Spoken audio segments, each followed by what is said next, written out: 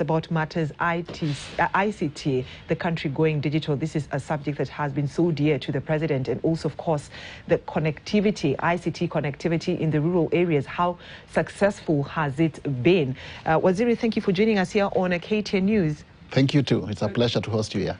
And it's a pleasure to always have you on KTN News. Yes. First things first, how has it been being an ICT and Digital Economies Cabinet Secretary? Well, it has been quite fruitful, to say the least, from the very onset. You see, this is the first time that I'm being employed. I've never been employed before in my life. Okay. So at the beginning, I had to effectively manage the change process from private sector to public sector. But I settled in quite fast because in government has got its own way of doing things guided by operational procedures, guidelines, protocols, which I had to get accustomed to. And there's also a working culture, which I had to adapt to. So I settled in quite fast and hit the road running. And I would say, without fear of contradiction, that we are on the right trajectory. But let me also mention from the onset that, informed by the mandate of this ministry, we have been tasked to implement an integral component of the overall Kenya Kwanza development agenda.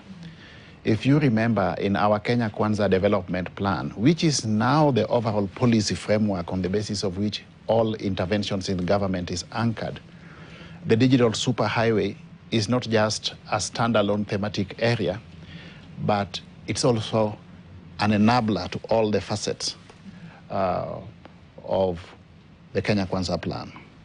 This is because, in the wisdom of the drafters of the plan, ICT is a critical success factor for government moving forward.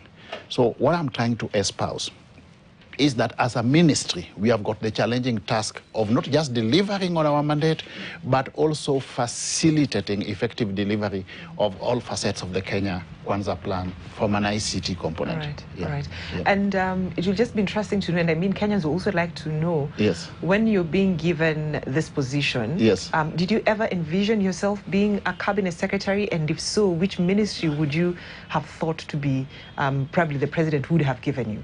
You know, it was not my priority to get preoccupied with positions. That really was not my interest. When I decided to work with William Ruto, when he was then the deputy president, and that was way back in 2020, I made a deliberate and conscious decision to work with the then deputy president, William Ruto, because I believed that we needed an agent of change. And we needed a paradigm shift from politics of rhetorics, politics built around tribal enclaves and tribal chiefs, to a politics which is more issue-based, that will bring Kenya together as one community. And I felt that Ruto was the agent of necessity that we required from a presidential candidature perspective. So that was a conscious decision I made based on conviction. It was not in anticipation of appointment to any position. That was not my preoccupation. And I've played a part in this country from the private sector perspective. I've developed most of the strategic plans in this country, whether they are for government or parastatals. I believe I've made my contributing component so far. But if it necessitated that I now migrate from the private sector to public sector to also contribute in that space, then so be it.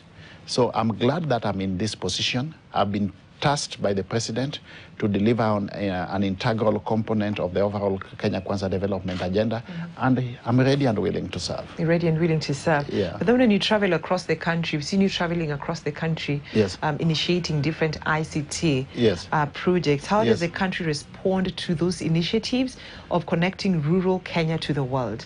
You know, this is a transformational agenda.